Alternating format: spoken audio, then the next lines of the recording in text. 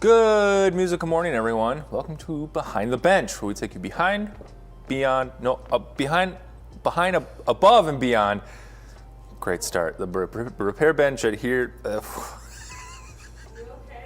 All right, cut. Let's start again. All right, we're just gonna restart really quick. Okay. Good musical morning, everyone. Welcome to Behind the Bench, where we take you behind, above, and beyond the repair bench here at Heid Music. There we go. Got it. Got it in one. No one saw that. It was fine. Quiet Molly. Quiet Jillian. There's two of them now, and it's like, gosh, they're just ripping on me. But how's everyone doing today? Good morning, everyone. Good morning, Ethan. Got it in one. Good morning, Ethan, Aaron, Justin, Seanan, Tom. Hello, Anil. Good morning. Memory wipe. Yep. Remember Men in Black, the flashers? Just. That was me to you. Nope, it was fine. I didn't mess up at all. It's been clipped. Great. Cool. Awesome. Thank you. Morning, Martin. Martin, I know your name's Marty. I just read the thing. Well, we were just talking before we started how like YouTube updated and no one's like written name is in there. It's the whatever username and it's a little annoying, but just means I need to know all the fans even better. Leah, good morning. Hello, welcome. It's been forever and a day and a half. Let's see, I'm drinking the most delicious Dunkin' Donuts gingerbread coffee. That sounds great. I was just gonna comment on how I think I might have burned my coffee a little bit, but it's got a little bit of that bitter taste. But it works, puts hair in your chest. That's what Grandpa used to say, right? Leah, we miss you too. I hope you're doing well. Wings. Anyways, yes, good morning, everyone. Wait, Marty, was that yesterday or today? Yesterday. I hope your kiddo's doing okay. I am like off by a day. I think it was yesterday, but I hope everyone's feeling better, Marty. That burn taste is good fiber. Maybe. Yeah, right, exactly. It's good enough for me. I still have my thermos that I just... You're home today. Oh man, I didn't see that text. I missed it. But he's still watching. What a champion. Is this your way of telling me that you're home today? I must have missed it. It's all good. What was I saying? Oh yeah. My thermos, still loving it, still using it. As I said before, I try to use it as an intimidation factor, but no one is intimidated by me anymore. So, getting over a 3-week respiratory flu. Yikes. Wowzer Bowser. Yeah, everyone just like, wash your hands. Okay, wash them again. Stay away from people, that's what I do. Just keep people at I'm constantly, just for my own health, I just keep them at a very big distance. Like just, for my own health, I just push everyone away. Just because I don't want to get the flu. That's the main reason. That's the main reason. Yeah, right? Yeah. Anyway, great advice. Don't connect, communicate, or like anyone, and you'll never get sick. There we go. Put that on a throw pillow.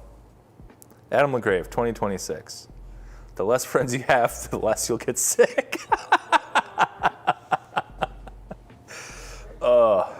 Yeah. Yeah, I mean, not to make light of the situation, but you're right. I mean, it's been a very, very bad year for the flu. So that's Molly's mom. She's a nurse, an expert. Don't quote me on it, Molly. Gosh, they're writing it down. And Nail, you said write it down, and then they are. Yeah, here it is. It's a great start to a great stream. Thanks for being here. Today, we're going to do something that we haven't done yet. So we're going to start off. I have a wood body clarinet that needs an oiling. It needs a little little sip of water. Not actually water. It's a special oil compound that we use. But it's super dry. No cracks yet, but a very dry wooden body instrument. I mean, if it's cold and you just go and play it, blow hot air through it, that's a recipe for cracks. So they were concerned about cracks, and luckily we caught it in time, and there are none. So we're going to completely disassemble it, and then I've got my fun little boar oil concoction here that I got from Chris. I also use a different kind sometimes, but we're gonna use that because it's got a little hint of orange, and that just smells good. I'm gonna hydrate the boar really well, and I'm just gonna kind of get it around and just do the whole body because it's disassembled. So we're gonna start with that, and then for our Molly Minute, folks, it's a special Molly Minute. So, you know, we've been working on saxophones. It's stalled a little bit due to a couple things, but today, what a great opportunity for Molly to go ahead and start a flute repad. The next step in her journey is flute pads. So, and we're gonna re-up on that, right? You've worked on it some, and then summer hit, and then, yeah, a little bit. You just point to something I can't see. She's just like,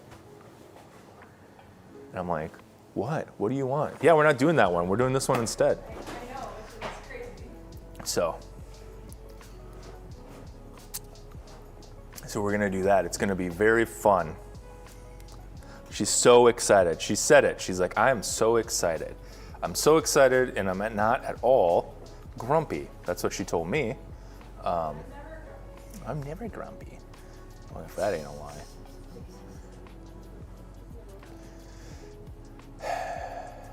I'm telling you guys, I don't know about this setup we got going on here, but I guess we'll get through. What? They can hear me all the time too. I can't whisper to myself about them, so yeah. My background is so different. I got a new thing. And by thing I mean bench. Molly, why are you coming closer so you can hear me talk about you guys? Just get, I gotta like do this. Yeah, I'm kind of grumble. Hopefully you can hear that. Molly, be nice to Adam. Thank you. Thank you. That's your mom telling you to do that, Molly. Hey, listen, I mean, she's doing really good on like the repair side, but like, she just keeps pushing and pushing. She's like, oh, is that one of Adam's buttons? Oh, is that another one of Adam's buttons? It's like a button masher video game. It's like she's playing Dynasty Warriors over there, just trying to cut through all of my goodwill. Anyways, yeah, so new place. It's a little bare. I do need some wonderful, awesome art, Leah. Yes, exactly.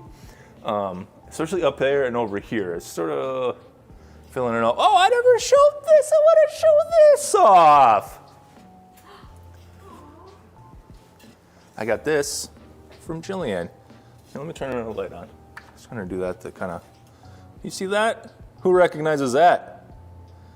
You know what that is? That's the map from Legend of Zelda, Link to the Past, Super Nintendo. And then, the Dark World. Kind of the light's a little weird. Look at that. That's cool. And she made it, which is awesome. So what I do is I set it right here, and when I'm in a good mood, it's the light world. And when I'm in a bad mood, it's the dark world. And it was the light world, but then Molly, so now, need I say more? Anyways. Okay, should we fix something? Are we done with me just kind of talking? I think so. Exactly. How did that happen? Adam's such a nice, fun, lovable guy. How did it get to Dark World? Molly.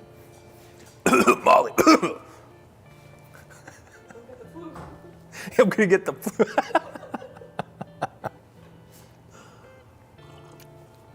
Okay, enough of that. Enough messing around. Let's do it. So, as I said, we're gonna work on a clarinet today. So, look at that new camera angle. I'm loving it. Ba-da-ba-ba-ba.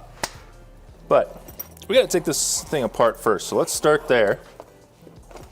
Of course I have it upside down.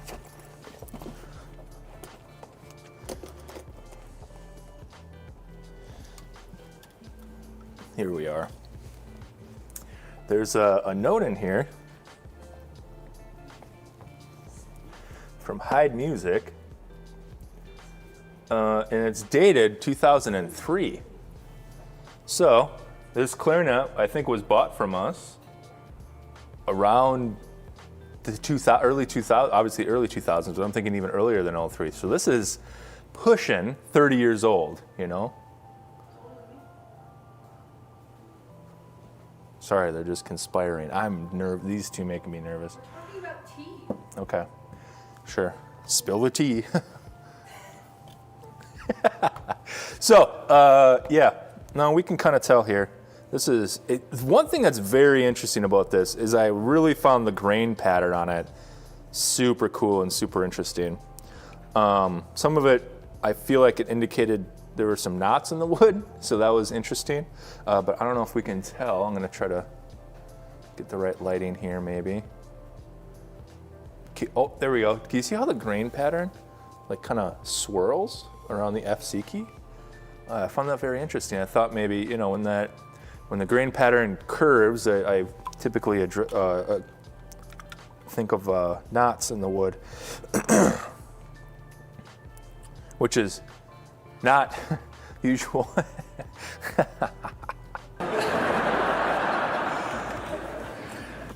But also you can tell that the grains pattern is like the grains themselves is a super open, right? So you can really, really, really tell the pores is just open. I mean, even from this poorly lit picture, you can really see. Oh, how about over here? Can you see that better? Boy, why is my lighting so bad when I have so many lights? Anyways, I was sent a light too. This is probably why I should be using it, John. You're absolutely right. Also, P.S. production note. John, you sent me a message. I can't seem to find it without messing up the mobile cam. Can you email it to me? Thank you. Sorry. I will have that chat open separately next time. So the other thing too is when we look down the bore, yeah, there's a couple things on this instrument, and I don't know if we're gonna be able to see this. Oh, maybe. Let's see. As we get closer, maybe. I'm trying to get right at the tip of that. Yeah, it's hard to see, I apologize. But what I'm seeing here is that my guess is there's a lot of gouges inside the bore. Here and here, same down here and here. So what that tells me is when they go to swab, they're using a metal swab probably to try to get that, and it was just digging in. So that's an issue. But looking past that too, we can see that the grain is pretty open. So we're just gonna oil it. Some of these I'm like, it looks like a crack, but I mean it's really just a pretty unfortunate gouge.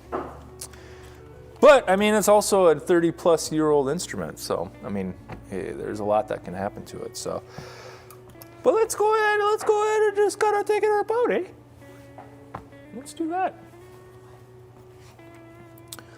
Seth, good morning. Don, hi. Thanks for joining in. How's the dent work party going? I hope it's going well. I should have. I already got 2 hinge rods coming out, but should have a time. I don't know what my time is for disassembling a clarinet, but maybe I could have tried to match it, but oh well. You know, the thumb key always gets me because it's like, which side of the key is the rod on? Is it a rod or is it a pivot screw? The only way to find out is to find out.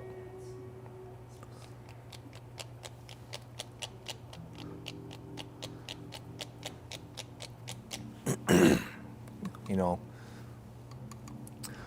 there's a couple things that are happening now that Jillian joined the team, right? They're a little bit further away from me, which is fine. But the other thing too is, I don't know if you guys know this about me, but I am hard of hearing. Thanks to years and years of playing drum set and teaching marching percussion and not being smart and wearing ear protection. But how that really manifests is less that I can't hear, it's more that I can't understand. So most of the time, if there's any extra noise, what it comes out to me is just noise, mumbling, right? So what's happening, what I'm finding out, is that they're just far enough away that they can just kind of talk to each other, and I can't understand them one bit. There's no way.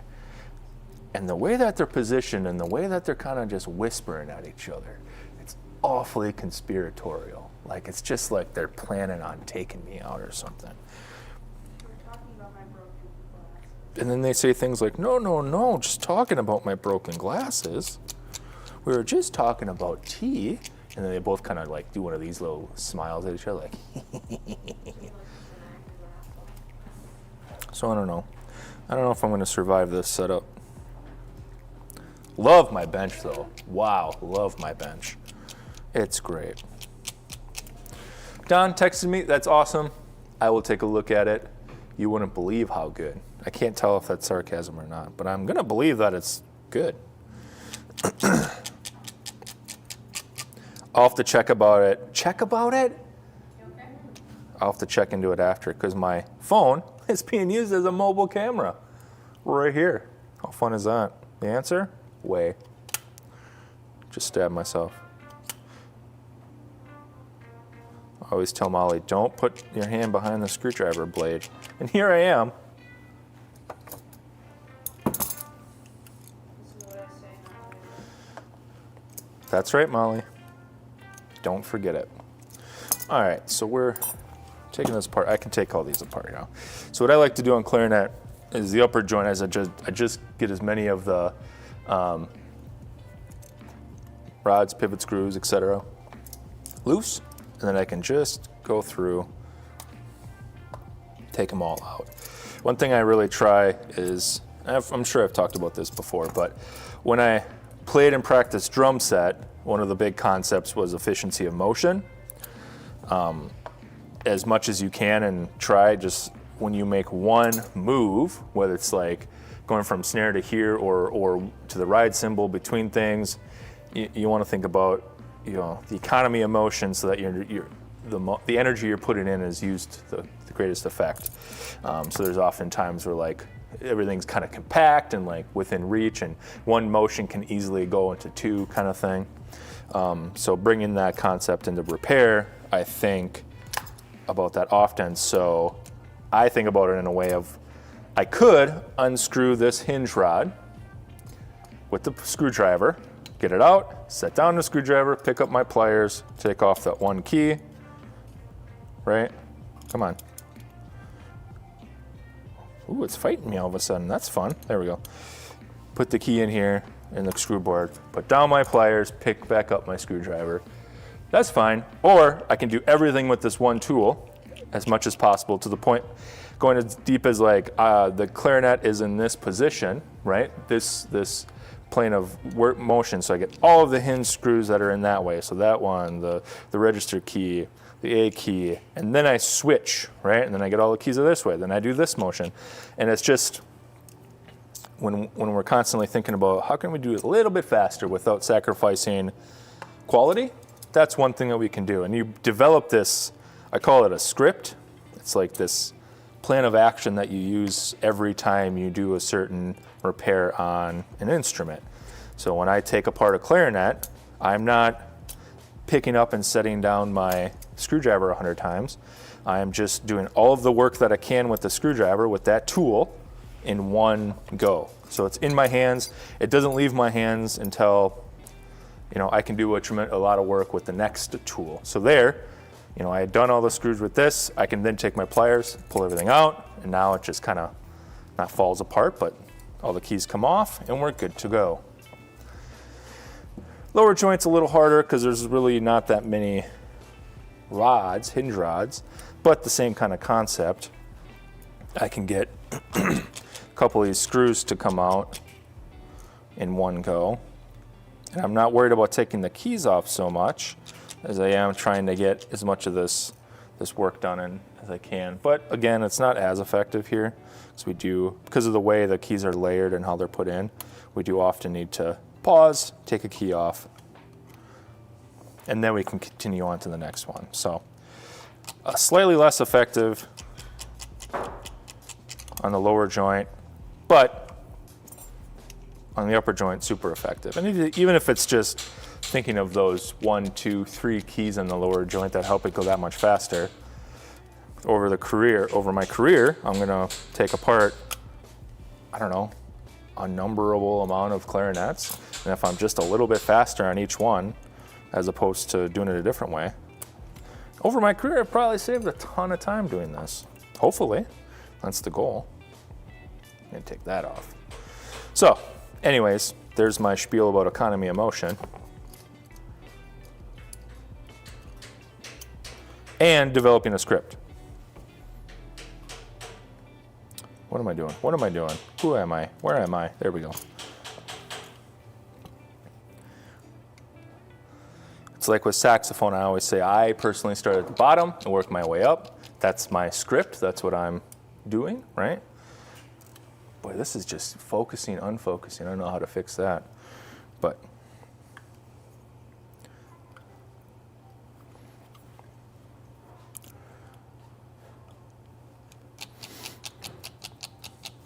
all right, we're almost ready to do some oiling. Just about there. 2 more keys. Come on. Oh, there we go. 1 more key. Come on. So as I get this set, I've got this specific felt liner that I use that I kind of do all of my oiling on. It's kind of covered in oil on purpose. So we're going to pull that out. And these keys will be fine. It's really nice and soft. We're not going to do any crazy work on it. So I'm going to set this stuff away. Set this stuff away. How about to the side? That works too, Adam. All right. Here it is. Boom. Boom. Boom. So this is my oil towel. It's what I do all my oiling on.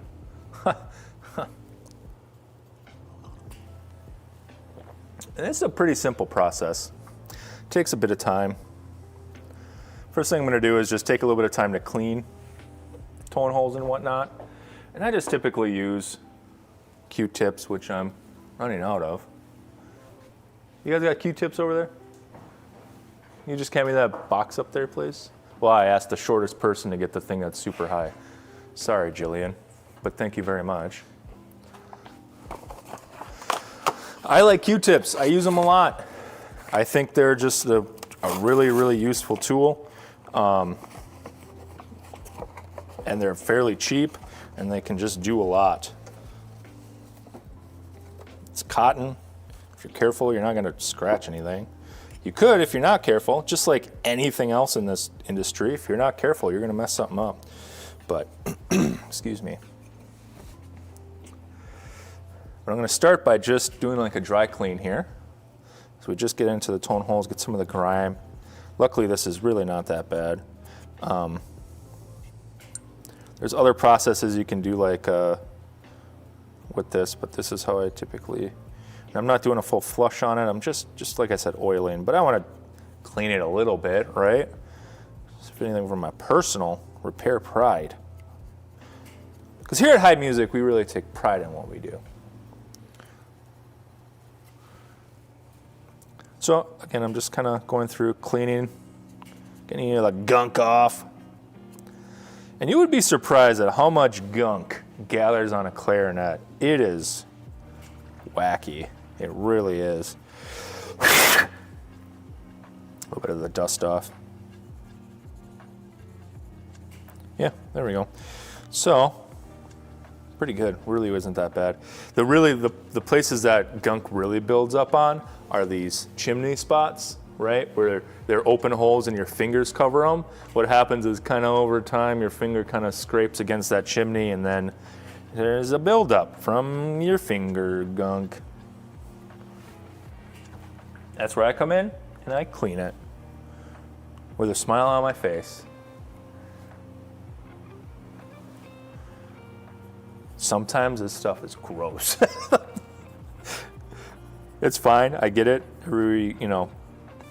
People have different oil compositions and whatnot. But it's usually, I'll be honest, just usually the middle school clarinet player coming in. You are the Grimestoppers. That's absolutely right.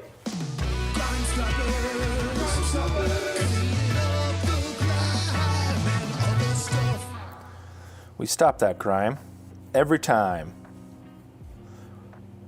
Want it to go away? Well, today's your day. Because here at Heid Music, we clean away the grime and we make your horn work every time. That's my slam poetry. Slam poetry? Sure. That's my, yep, that's, don't clip it. Everything's fine. All right, so we're pretty good here. You know what I forgot was to grab some gloves because this gets a little messy. So I'm gonna do that. And I think maybe Jillian, you can come and just talk a little bit to the camera. Oh, do you want me to grab the gloves instead? Sure, you can grab my gloves instead. Okay, understand, some people are camera shy and that's totally fine. So, all right, so this is an elbow swab actually. And I kind of use it to get oil into the bore. Just put oil on the swab itself and just kind of gently push it through. This is nice because again, we have this rubber tip on the top so it's not gouging anything. But that helps apply and get oil into the bore. Thank you. And it's nice because it absorbs the oil and then the oil's on there, so I don't always have to put as much the next time. And just keep using it over and over. Doesn't until it gets dirty or bent or kind of gross, but this one's pretty new. So that's good. And I only use the thinner side. I'm not looking to overdo it here, but all right, so this is a beautiful oil composition from Chip Owen and also from Chris Feltz, who showed me this. So thanks, Chris. And it smells like oranges. It's a combination of a couple different oils. Excuse me. And I'm actually, I might be out. This thing got kind of weird and crusty. I guess it's been a minute. Yeah, this dropper got weird. So instead, that's interesting. What happened to that thing? We'll get it fixed. We'll use this instead. So I'm just gonna kind of do the old apply this way. There's more than enough for this clarinet, but I'm definitely gonna have to get more. And we just kind of wipe it on. See that? Just wiping it on. And you're gonna tell pretty quick because we're gonna let it sit, and with how quickly that oil is absorbed in, it's a good indication about just how dry it is. So the goal is to not glob it on, but we're gonna apply a bit every hour or so. Just keep checking it. I have a stand here that I'll keep looking at. But what we want is there to be a little bit of excess on the outside to wipe away. Then we know that it's well hydrated again. But if you overdo it, there'll just be globs everywhere. Good indication. This one already, you can tell it's soaking it up. I don't know if anyone here, any of the other techs in the chat has a story about it, but I do remember a clarinet that was so dry. It was really bad. How dry was it? It was really bad. I would put the oil on and it would just disappear. Like, it was wild. I was like, oh my gosh, that's wild. That's how wild it was.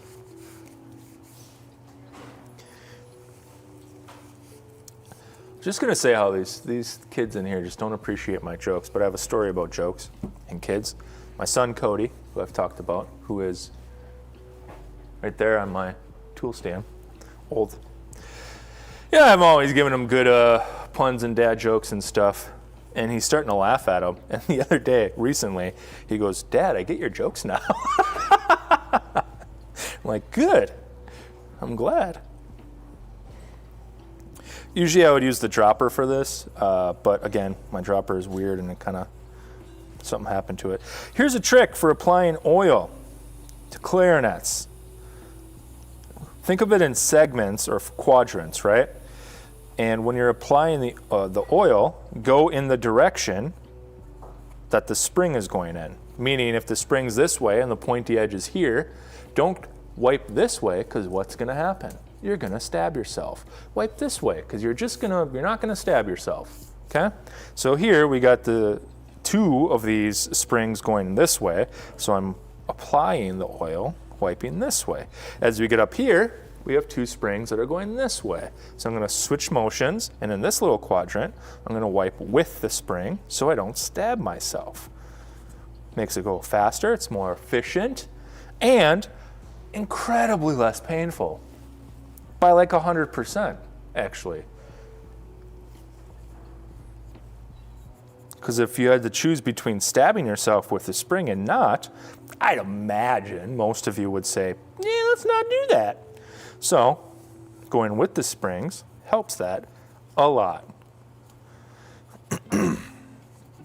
Which means you need to be aware of the instrument, aware of the springs, aware of where they're going, right?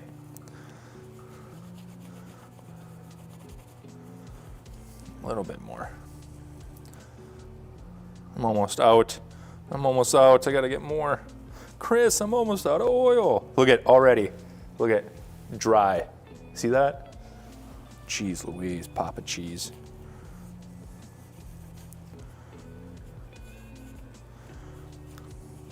It could be that was also on the towel, but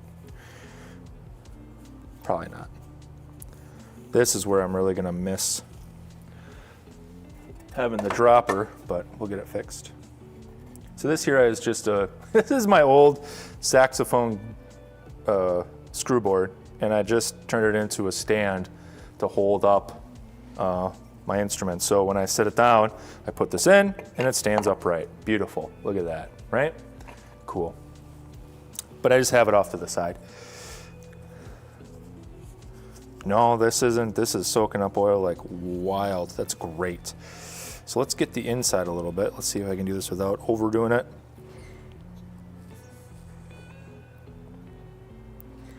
Come on, Adam, you can do it. There we go. I'm just pouring it into this swab. There we go. With some of that on that, I'm just gonna run it in.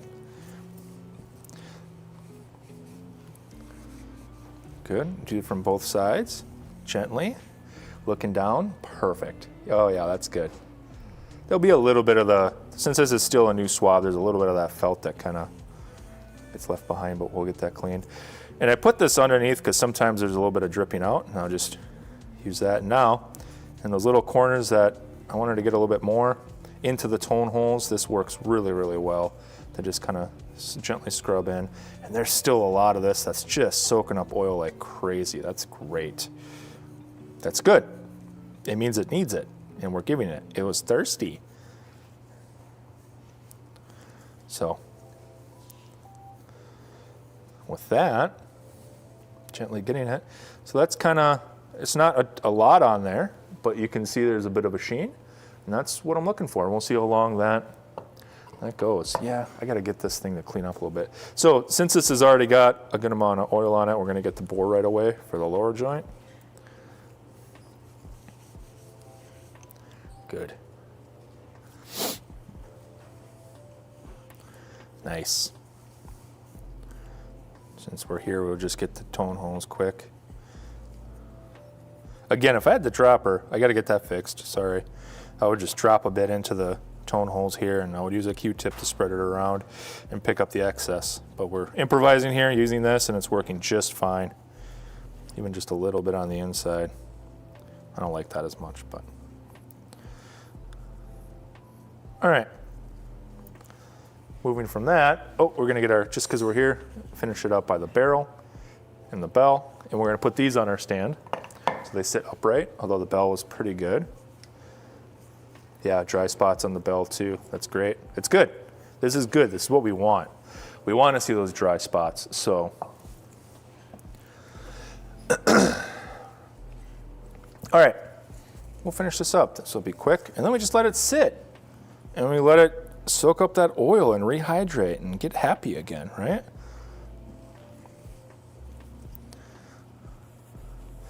So again, we're going with the springs so I don't stab myself. Seems like a simple concept, but beans, old boys, I tell ya, it doesn't feel good to stab yourself with a spring. And this is actually, it's hard to get into this mindset because you might want to go forward and backwards, but just go forward, I'm telling you. So much easier to not stab yourself in the finger with a spring. Okay. Good. Good. Good.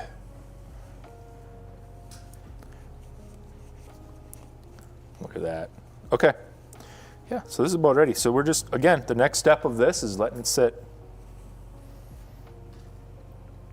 We want it to soak up all that oil.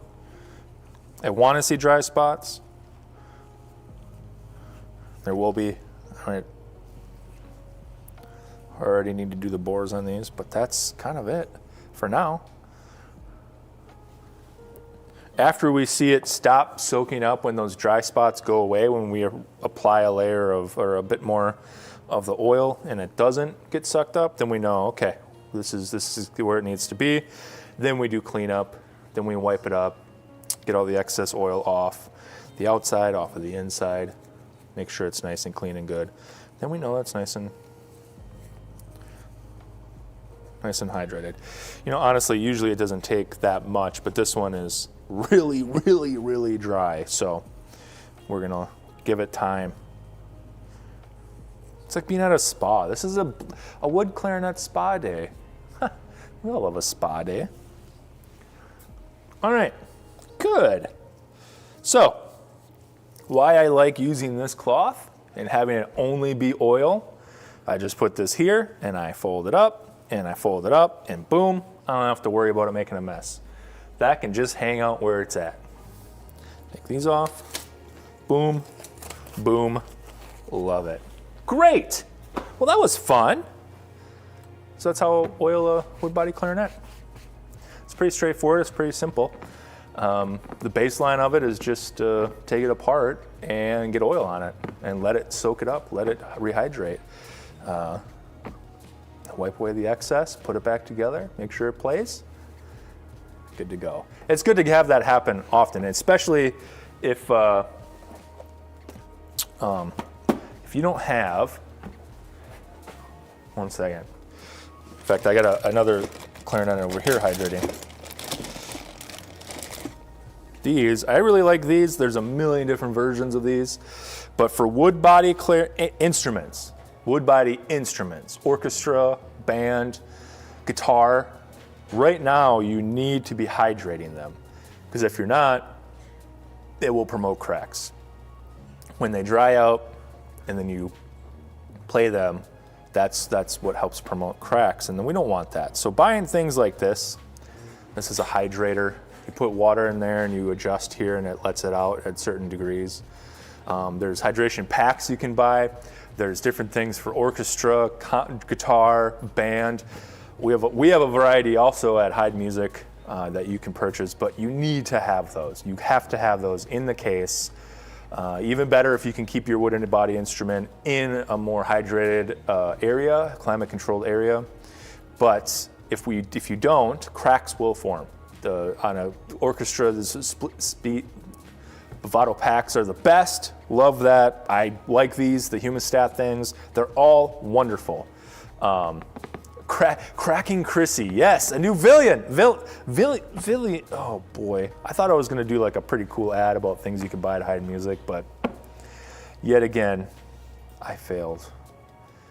I'm sorry. And if you feel bad for me, you can go to heidmusic.com and buy some hydration packs for your wooden body instrument. Brought it back. Clip it.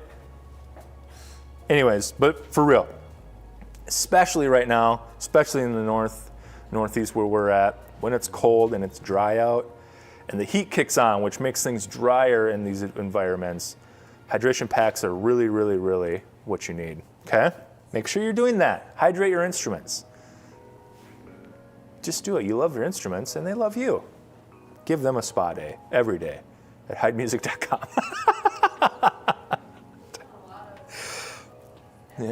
Yeah. I'm doing a lot of advertising. I don't know if you know, but this is on the Heid Music channel. Yeah, so I'm not advertising. I'm informing. They can search for humidifiers. Yeah, there we go. You could search humidifiers for sure. Remember, kids, say no to cracks. Very good, Justin. Thank you. There it is. There's the link there. Search humidifiers on heidmusic.com. We have a variety for all of your hydration needs.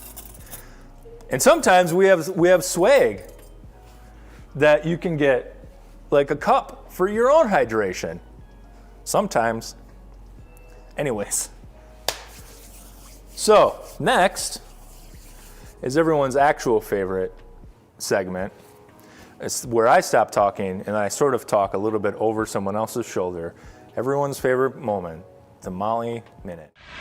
Ba-da-ba-ba-ba-ba-ba, the Molly Minute. Bring! I'm not ready yet. I've only been sitting here for 45 minutes waiting for this, and she's not ready. She's still not coming. See what I have to deal with? You know what I mean? Yeah. It's like, I try. That's all I can do is try. She's still just, look at, it's just like on purpose now at this point.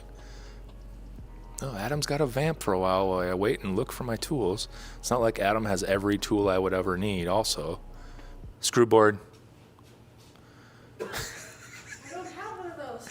You don't have a clarinet screwboard? I don't have flute. You can use the clarinet one, that's fine.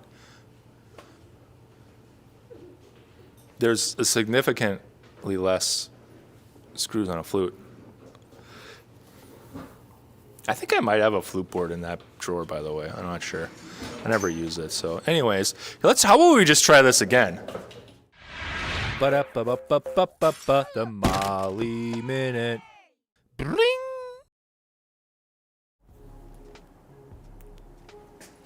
Hi. What am I doing? I don't know what I'm doing. Everything's fine. Oh, gosh. Oh, cool. Flute. I need the flute in order to take apart the flute. Molly, I think I'm just going to walk away. You're on your own for this one. Always coming in with that high energy. Molly Minute. And then she goes, hi.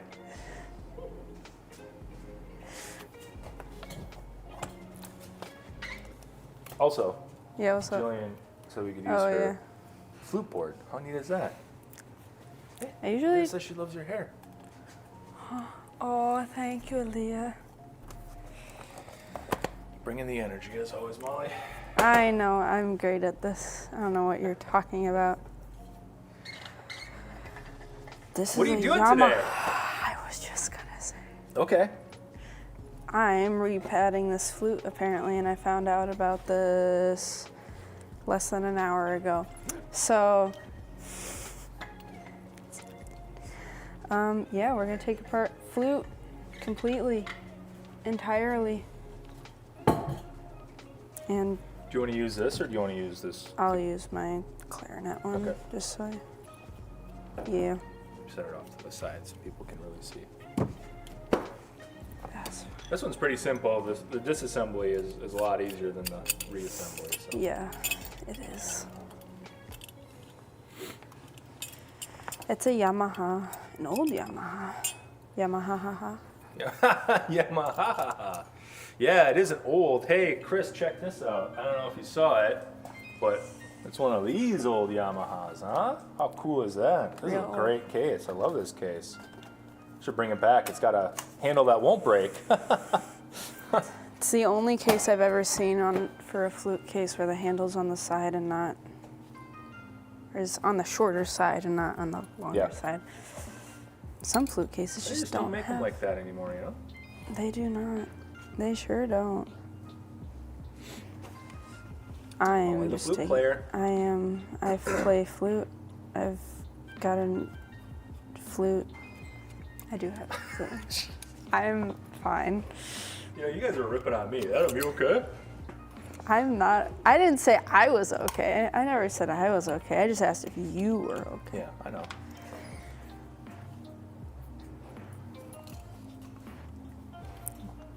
Okay. I don't know. I'm taking apart the flute. I don't know what to say. Well, you've done this before, so it's not really. I have done this isn't that before. bad, yeah. One of the things we start on when we do training and on pretty much any instrument is take it apart, put it back together a bunch of times. That's kind of, for me, in my opinion, the best way to really learn how the instrument operates and what the parts are, you know? So. Basically. Mm-hmm.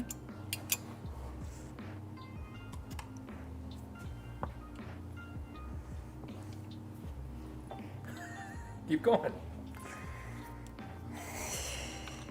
Okay. This is a quick, easy thing. So this is Yeah. nice.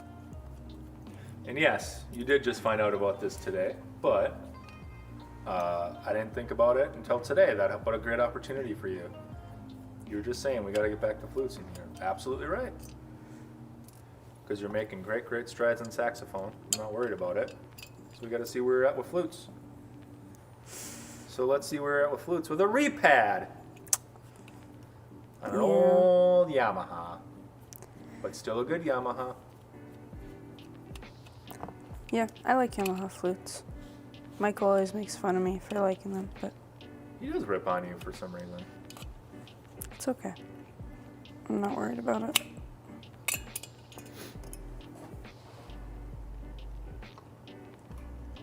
Kind of see where I was going with that, trying to Yeah. put them in the general same area. Yeah, okay.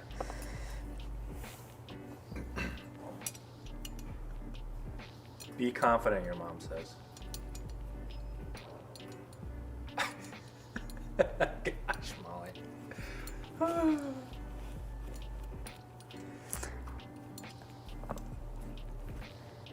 This one is always funky to get out. Yeah, that's always my least favorite, kind of a curved key. Least favorite key, just because it's, yeah, as you said, annoying to get on and off. Yeah. Cool. Ooh, do you have your... I do. I'll grab that for you. It's right here. Cool.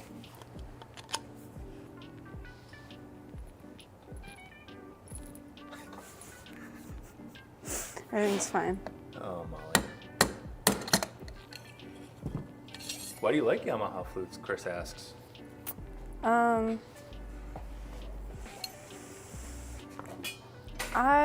As a flute player and a tech, either one? I think I like Yamaha. Well, I like all Yamaha instruments as a tech because I think most of them that I've worked on are easy to work on and tech friendly. Mm-hmm. Yamaha flutes, playing wise, I don't know, I like how consistent they are. Sure. Especially with the higher end ones. I don't know if Yamaha makes handmade flutes. I know they make some professional flutes, some higher end flutes. We have some here actually in our store, which is great. Let me take the body stuff. So it's disassembled, okay? Mm-hmm. So this will be hand polished. And the head joint, foot flushed. joint, all of it. But now we got to take the keys and stuff apart too. So take the pads out, take the corks off, and we will take apart the key clusters too, which we can use my cool new JL Smith pinning device. Oh no. That's cool. I love it. We can show it off. That's fine. So what can you talk about, like how a pad works on a flute? Yeah. That's your knowledge? It's very different. I don't have my poker. That's the one I like to use this tool right here. See, it's got a little edge. You can just get underneath the skin and pull it out. Flute pads are a little different than clarinet and saxophone pads.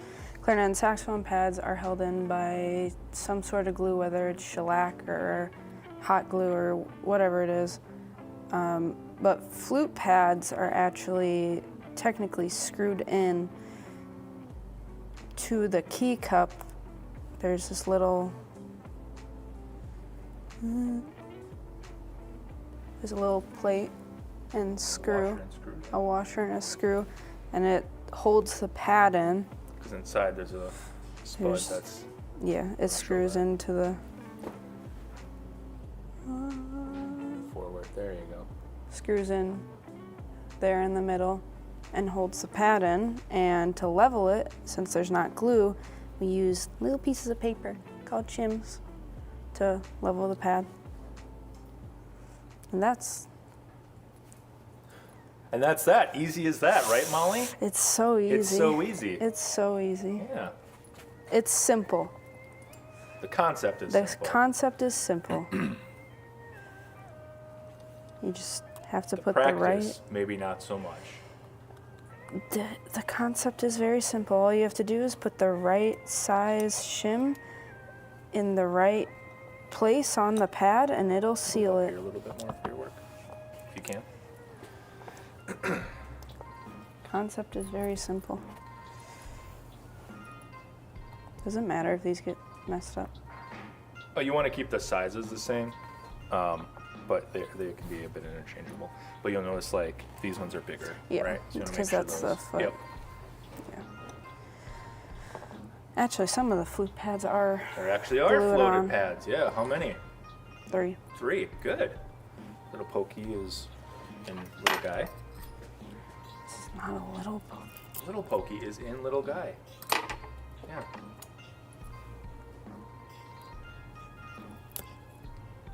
Did it just come out? No, Oh, it broke? it broke. Yeah, what happens?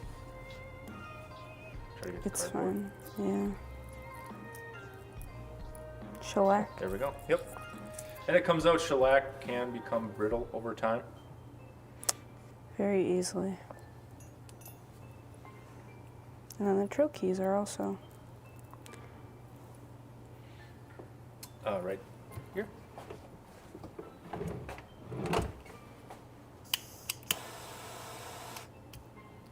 Did you go backwards again? No. It worked. What? I got it. Okay. All right. did the Sorry. right Sorry. Sorry for trying to teach you. I didn't. No, Molly. You go ahead. I'll just be back here.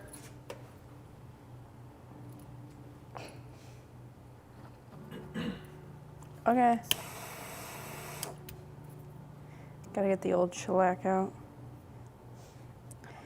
Get the old glue out so we can put new glue in. Doesn't mix and. Yeah, I like hot glue more than shellac. Like Adam said, shellac can get very brittle, especially in colder climates, and then the pads will just fall out, which we don't like. Doesn't happen often, and it's pretty stable. Becomes a preference, I think, at some point. Yeah. All glues are good.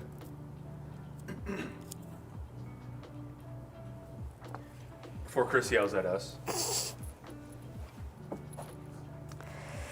Right.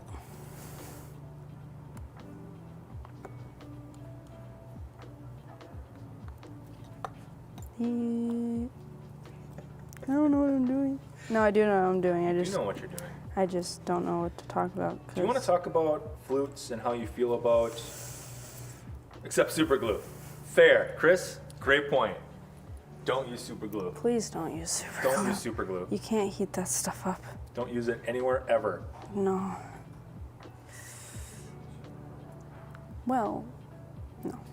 For people watching this, who are not techs, do not use super glue ever, anywhere, ever. Or else your bill will be higher. It's true. What am I talking about? I wanted to ask you about your flute repair journey, how you feel you are. I know it's been a minute since we've really gone into it, but how it's been going. I know we stopped for summer and stuff and we kind of put a pause on it, but I think you are nervous about it, but I also have confidence that you're way better than you think because your general knowledge of repair has gone up. But I just want to ask you about it.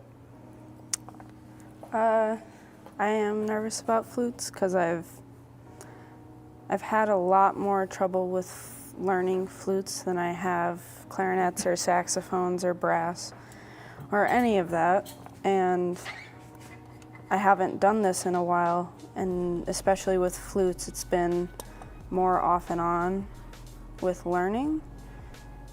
And I haven't had like a lot of time to do flutes as much as I've done brass and clarinets even.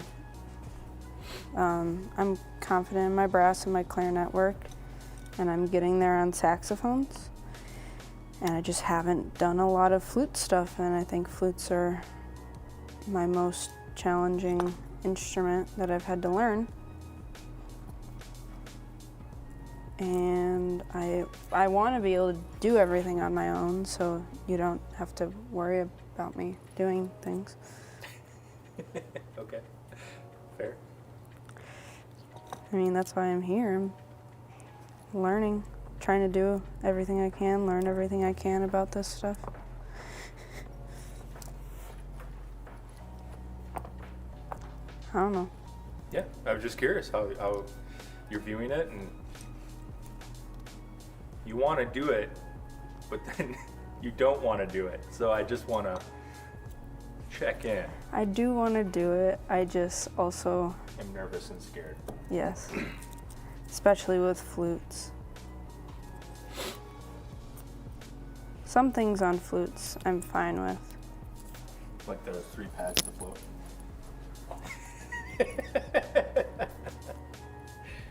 Am I wrong? It's one of the things I'm fine with. Yeah. Well, you're good with regulation too, so. Regulation I'm fine with. I've gotten better. Oh, great question from Manel. Is there anything that you've liked about learning flutes? Try to come up here a little bit more if you can, please. You can move over more in the center of the, yeah. Well, I didn't want to like block you out. Space. Don't worry about me. This is your bench. No, I'll answer the question. What have I liked? I like doing, well, dents on flutes is fun. I like doing dents on flutes, but the head joint cork I also like doing. I don't mind doing like any sort of head joint cork or tenon cork or neck cork. I think it's something that's simple and that I can just do without much trouble.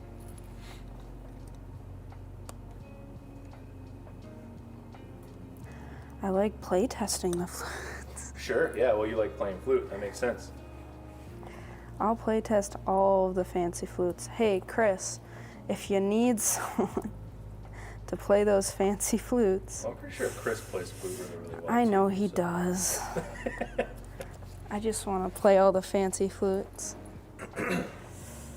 Hey, Don. Listen, man. All right, so you got the pads out. I gotta Next, get I the would do corks. corks and felts. So carefully with this if you need. Oh, you got your own. Sorry. Does that come right off? No? Fun. You want to use a razor blade? Just kind of. You got it. I got it. You got it. I'm sorry. I'm sorry. Aha! Flute party. Chris says you go over there, you'll have a flute party. Yes! I love that. And don't joke with me, because I actually will come over and play flutes. So don't forget we got to take that roller off too. Oh, yeah.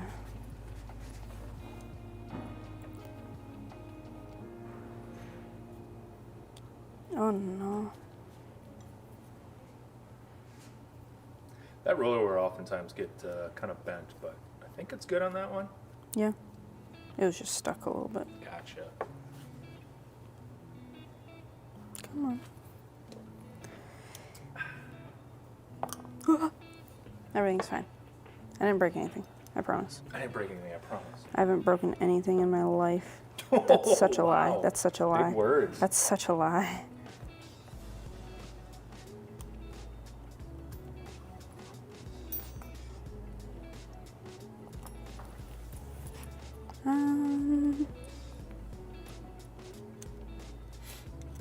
feel like you have to be more careful with taking off felts and corks on flutes. Because it's... Be careful on all of it, but... Right. It's a little different because it's silver nickel, nickel silver, instead of just like nickel, like on clarinets. Sure. Sorry, I'm slightly distracted because I was pulling something up. Ooh, there's a beautiful Miyazawa flute. It's finishing up right now. Dude, no. Picked up in, oh, too bad. Ah, I like Miyazawa. There's a beautiful Yamaha flute on your bench right now. Well, my bench, I guess.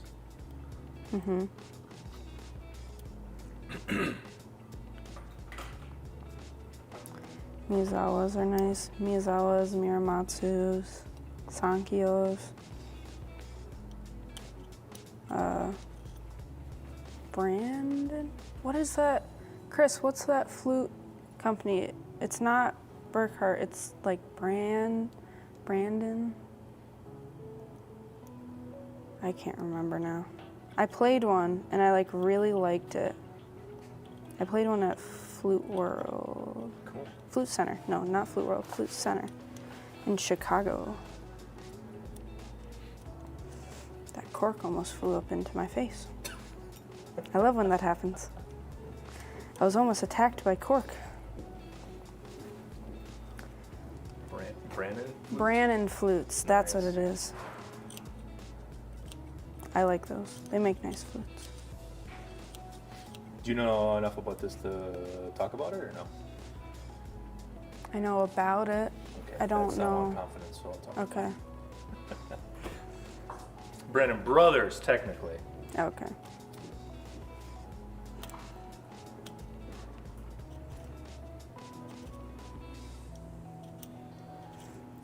What is my You're doing purpose?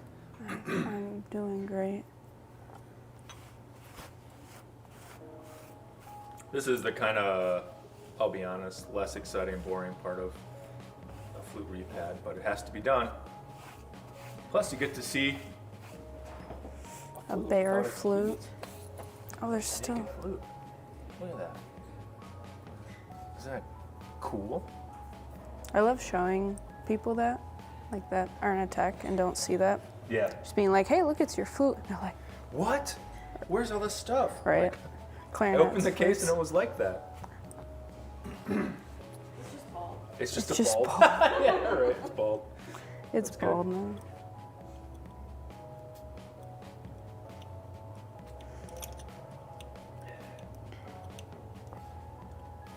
Aha, Nice. nice. Did I get all of it? Just about. Almost. Close only counts in two things. So I think what we'll do is what'd you do? Oh my god. I caught it with my foot. Don't worry. Okay, cool.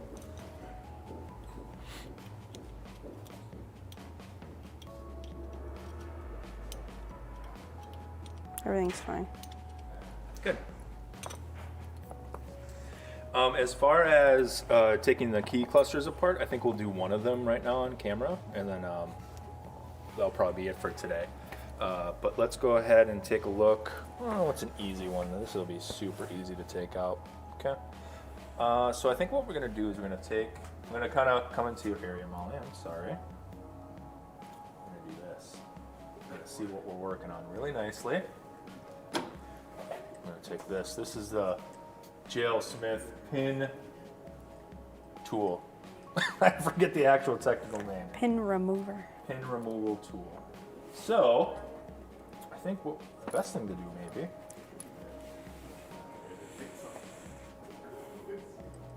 switch to our mobile view. Let's see if this works.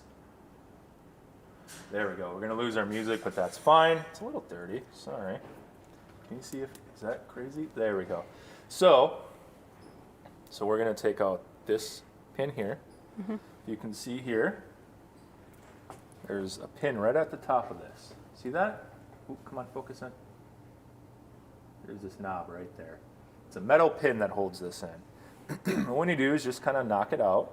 So what this tool does, we have a Mine's a little chewed up. I have a replacement somewhere. But there's a base there, and there's these tools, these little knocker things that push the pin out. So you just center this on top of it, okay? And get the pin knocker on it, just like that. Give it a little tap. I'm doing this at a weird angle, so it's not quite working great. Let me get a better angle. Here we go. It's okay to get close to it. This stuff's always hard to do on camera, I tell you what. Yeah, smaller stuff. Smaller, more intricate things. Oh, you know what? I'm being silly. I'm going backwards. I got distracted. Got scared. I got to really replace this thing here. There we go. Sorry everyone. I was going backwards. Really secure is what I did.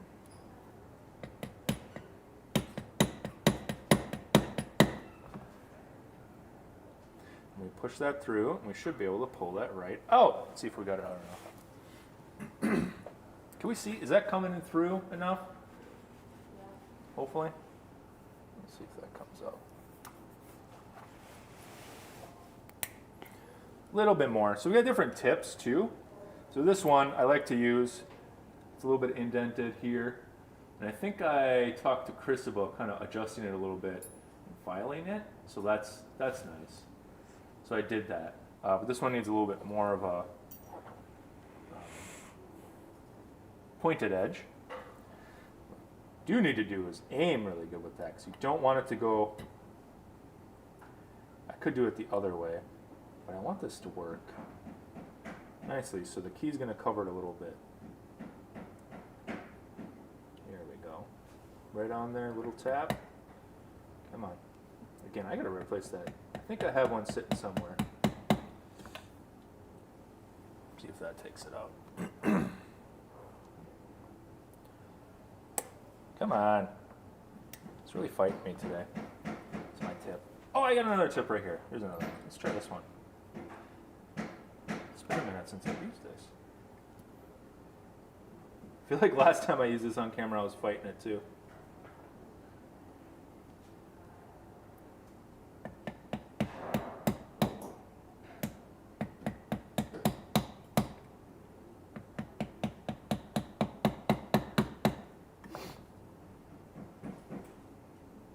A bit. Come on. How embarrassing.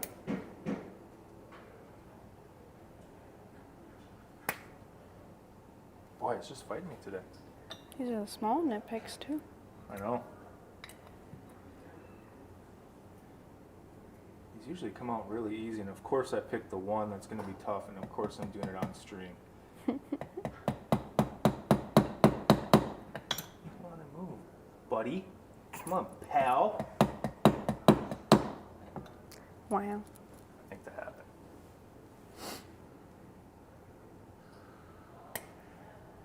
Why is it fighting me so much? What'd you do, Molly? I'll try the other end. I haven't done anything. I just took it apart. Yeah, you took it apart wrong. Just kidding. Wow.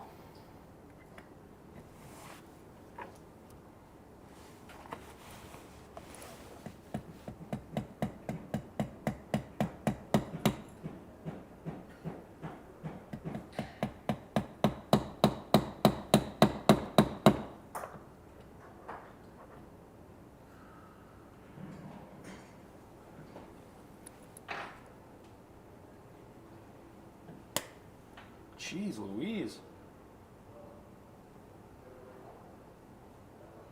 Who'd have thought a flute, Yamaha flute from the 70s would be so hard to take apart? It's all over me. Perseverance, yeah. Frustrated.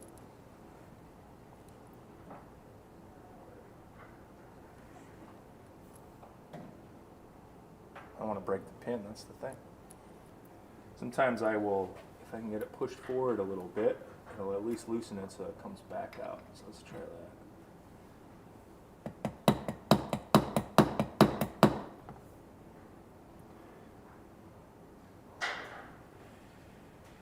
There, it moved. I just got to get it to move where we want it.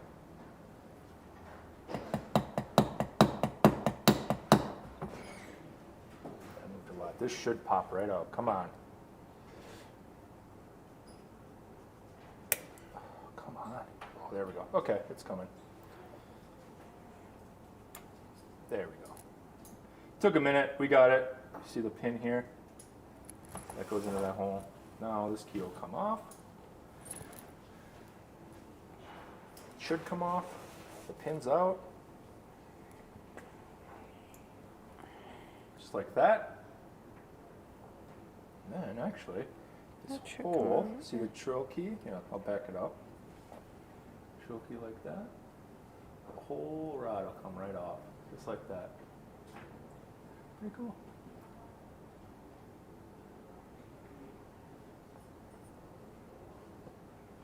There we go.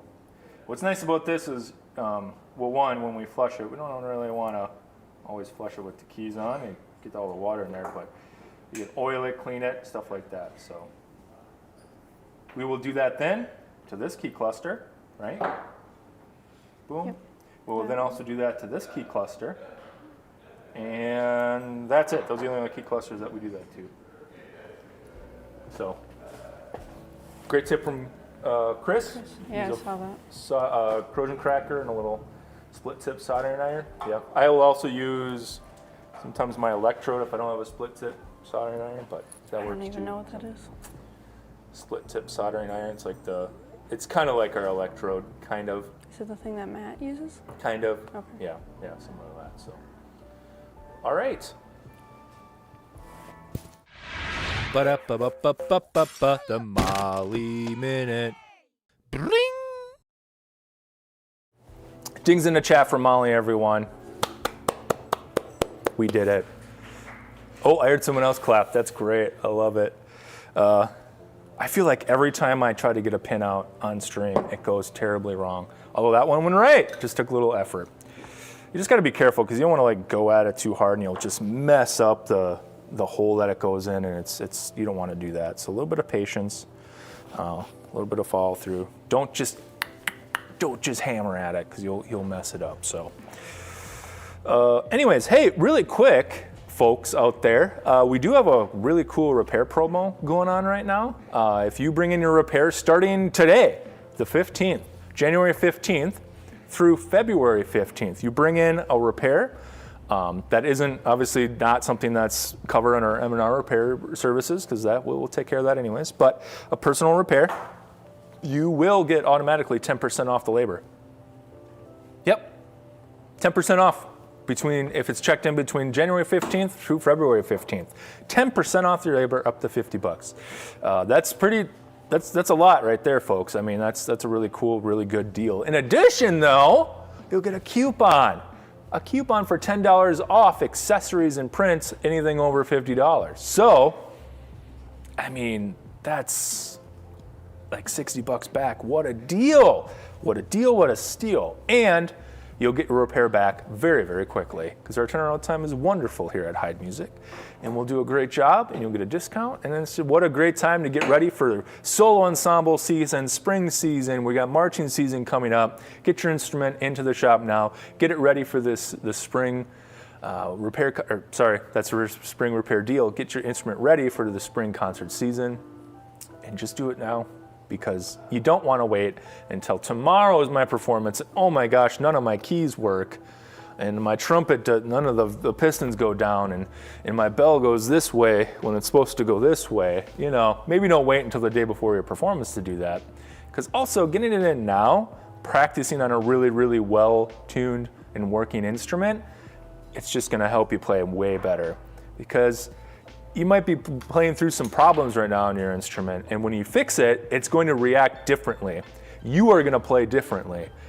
Don't wait until right before the performance, because you want to adjust your play style to an instrument that's working really well if you were playing on an instrument that maybe had some issues. So it's in your best interest to get that stuff in now, practice on a good instrument so you can perform on a good instrument, and just get that, was it star one, state, right? That's go all the way to Honors Band, to Carnegie Hall, to Madison Square Gardens. Like, I think that's the process. I think that's it. But anyways, it starts now. It starts today.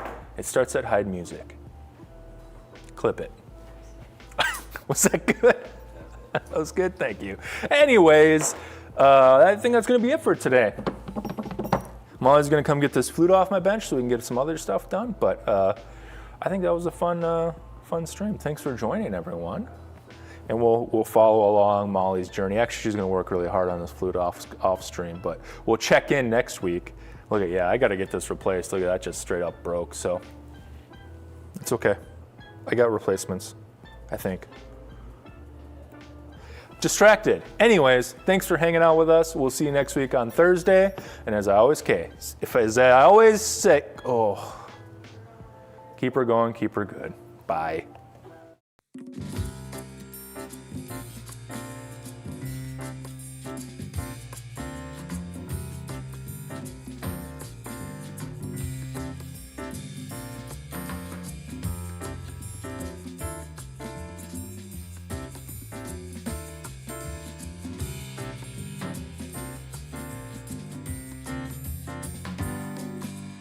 Let us help you find your melody at Heid.